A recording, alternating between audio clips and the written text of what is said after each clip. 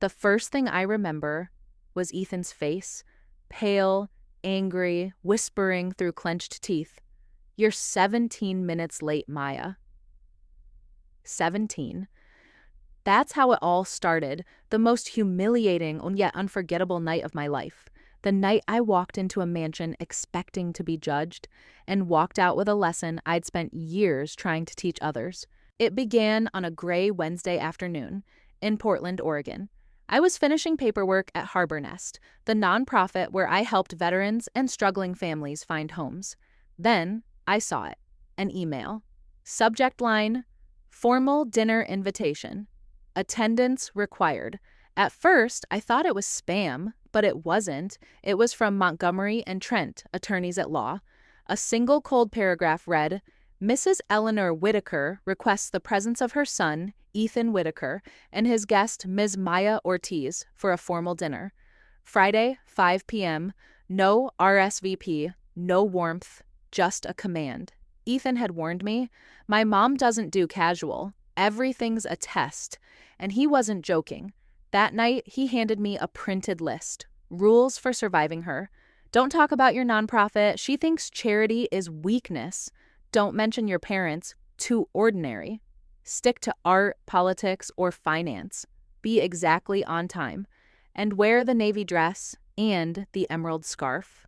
He said it like the scarf was armor, as if cashmere could protect me from judgment.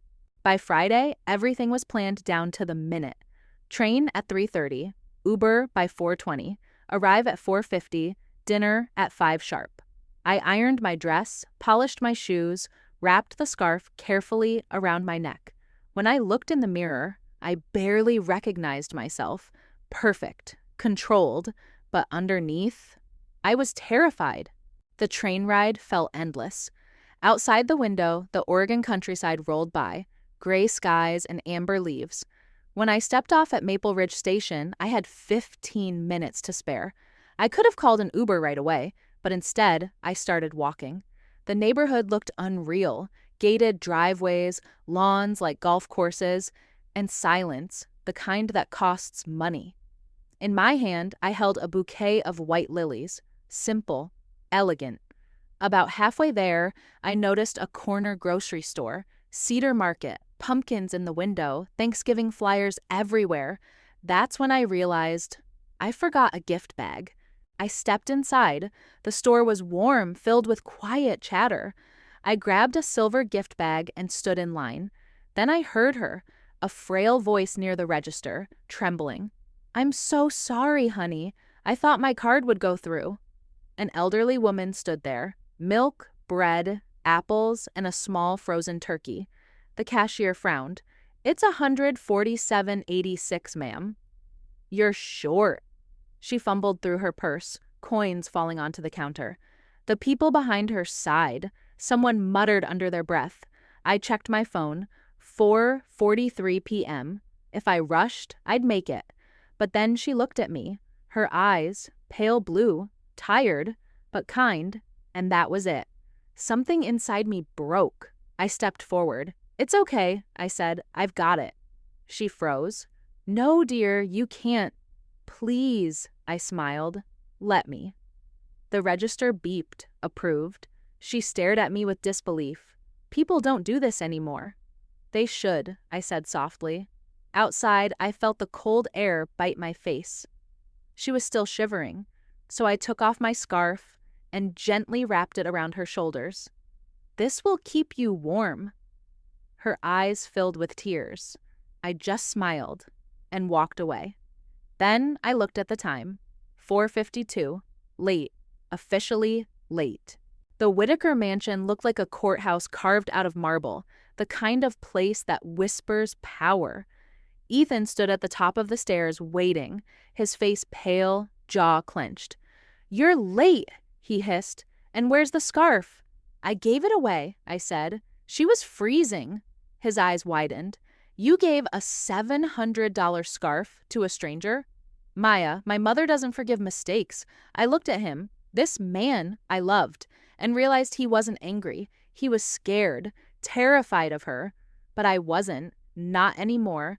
If kindness made me unworthy, then maybe I was fine being unworthy. When the butler opened the door, the air smelled like polish and fear.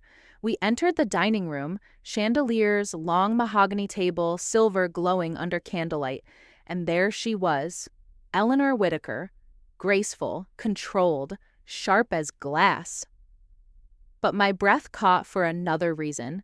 The scarf, my scarf, draped around her shoulders. Dinner passed in silence, until she finally said, "Ethan tells me you work in community outreach." "Yes, ma'am," I replied carefully. "We help veterans and families rebuild their lives." "A noble cause," she said, "though I believe people should help themselves." "Sometimes," I said softly, "they just need a little warmth first." Her eyes flickered like a spark catching light. "Warmth," she repeated, "a rare thing these days." After dinner, she led us into a grand parlor by the fire. She motioned for me to sit. "Tell me, Maya, what did you do on your way here?" My pulse quickened. "I stopped at a store. There was a woman who couldn't pay for her groceries. I helped her." Her lips curved slightly. "Helped her? You mean you paid?" "Yes. For a stranger, it didn't feel like a choice." "Most good deeds don't," she whispered. Then she turned to Ethan. "You told me she was late. Did you tell me why?" "How do you—" She adjusted the scarf. "Because I was there." The fire cracked. Silence filled the room. "You were the woman?" I whispered. "I was," she said. "I wanted to see who my son was marrying." Ethan's voice broke. "You set her up?" "I observed," she corrected, "and she passed. You, however, let fear make you cruel." Then she turned back to me. "Kindness is rare among the ambitious. Don't ever apologize for it." The rest of the evening felt lighter, almost warm. Eleanor asked about Harbor Nest, about the families we helped. For the first time, she smiled. Not politely, but genuinely. Before we left, she placed the scarf in front of me. "This belongs to you," she said. "You don't have to." "I do," she smiled. "Tonight wasn't about you meeting me, Maya. It was about me meeting you." A year later, Ethan and I got married in my parents' backyard in Salem, Oregon. No marble, no servants, just string lights and autumn leaves. Eleanor arrived early, in a navy dress and, of course, that emerald scarf. When it was time for her toast, she raised her glass. There are moments in life when we choose between what looks proper and what feels right. I used to think the world rewarded perfection. Now I know it remembers compassion. She smiled at me. To Maya, who reminded me that kindness, when given freely, always finds its way home. Years later, every time I see someone struggling at a checkout line or shivering at a bus stop, I think of that night, of Eleanor, of Ethan, and of that green scarf. We prepare for the big tests, the ones we can see coming. But the real tests, they happen when no one's watching. So if you're hearing this now, ask yourself, what would you have done in that grocery store? Would you have walked away, or would you have stopped? Because sometimes the smallest choice is the one that changes everything. If this story touched your heart, share it with someone who still believes in quiet goodness. And remember, kindness doesn't ask to be seen. It just asks to be done.